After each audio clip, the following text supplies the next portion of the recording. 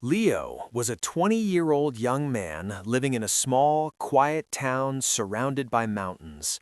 His life was simple, but his dreams were big. He wanted to become a successful entrepreneur and own a chain of restaurants one day. However, his family struggled financially. His father, Mark, worked as a mechanic, while his mother, Claire, cleaned houses to support the family. Leo's little sister, Sophie, admired him and believed he could achieve anything.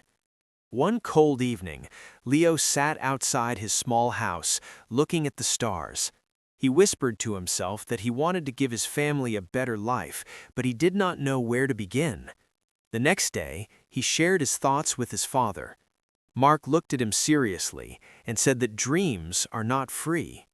He explained that if Leo truly wanted something, he would have to fight for it and start with whatever he had, no matter how small it was.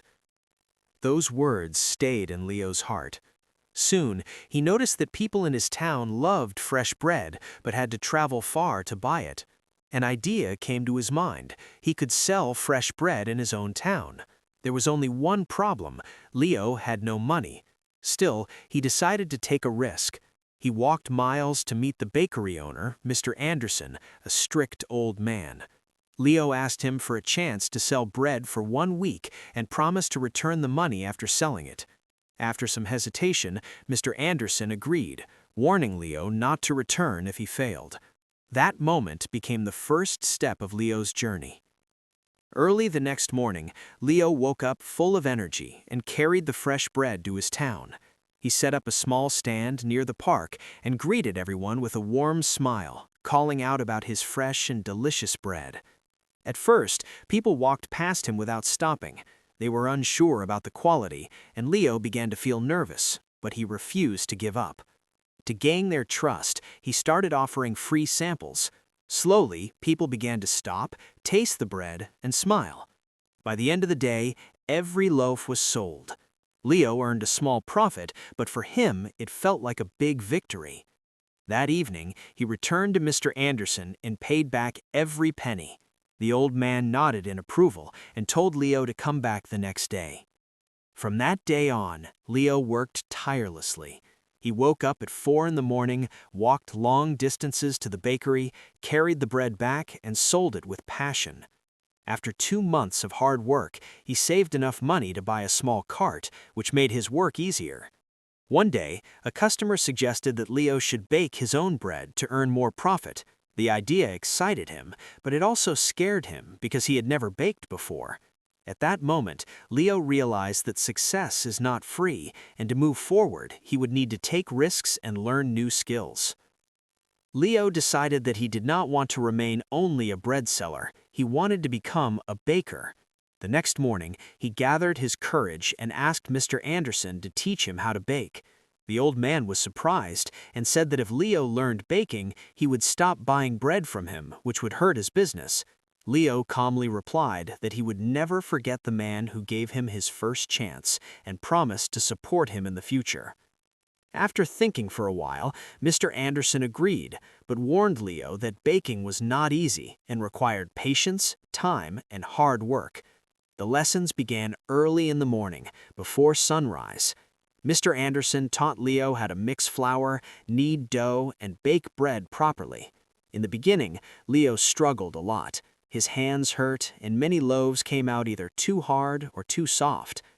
One day, after ruining another batch of bread, Leo felt defeated and thought about giving up. However, he remembered his father's words that dreams are not free.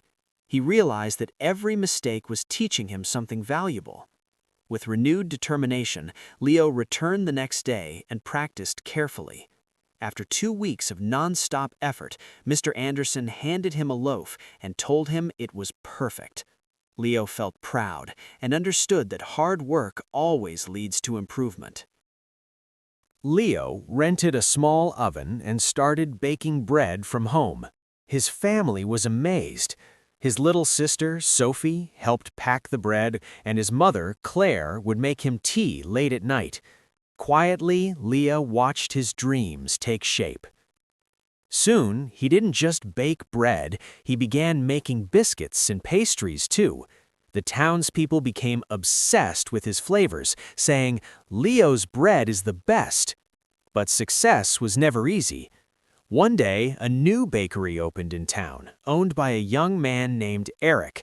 The shop was shiny, with colorful signs and beautiful cakes. People went there out of curiosity, and Leo's sales began to drop. He was scared, but he didn't give up. He asked his customers, "What do you like about Eric's bakery?" They said, "The shop is clean and beautiful, and the cake designs are amazing." Leo realized that now he had to be not just a baker, but a businessman as well. He painted and decorated his cart, offered free samples of new pastries, and went to the library to learn cake decoration. Gradually, customers started coming back. An old woman said, "During difficult times, many people give up, but you didn't. That's why we trust you." These words strengthened Leo's heart. A few months later, Leo had saved enough money to rent a small shop. It wasn't as big as Eric's bakery, but it carried the aroma of hard work and sincerity. He named the shop Leo's Fresh Bakes. Every morning, even before the sun rose, Leo would open the bakery, bake fresh bread, and greet his customers with a smiling face. Now his entire family was by his side. Sophie chatted with the customers, his mother handled the accounts, and his father watched him with pride. But life had another test in store. One stormy night, while closing the shop, Leo saw smoke rising. He ran inside and discovered a fire near the oven. He quickly poured water to put it out, but a lot of equipment had already burned. The next morning, the townspeople gathered. Some expressed sorrow, while others quietly said, "Maybe it's all over now." Leo's heart broke, but his courage didn't. Standing in front of the shop, he said, "This is just another test. I have faced hardships before, and I will not give up now." When he calculated the losses, he realized he didn't have enough money to buy new equipment. Fear gripped him for a moment, but then he remembered his journey so far. Instead of sitting down in despair, Leo decided to ask for help. He went to retired Mr. Anderson and asked, "If you were in my place, what would you do?" Mr. Anderson smiled and said, "Son, you already know the answer. Nothing comes for free. Believe in yourself, work hard, and people will start believing in you too." Hearing this, Leo started again. Using the little equipment he had left, he began baking at home. He told his customers, "I promise I won't disappoint you, even if I can make only a little." The townspeople were inspired by his courage. Some gave flour, some a little money, and others helped with cleaning and repairs. Leo realized that when a person dares to take initiative, the world supports them too. After months of hard work, Leo's Fresh Bakes reopened, and this time it was even better than before. At the reopening, the mayor of the town said, "Leo, you are an example for all of us." Smiling, Leo replied, "Nothing in life comes for free. Not success, not respect, not love. Everything is earned through hard work, patience, and perseverance.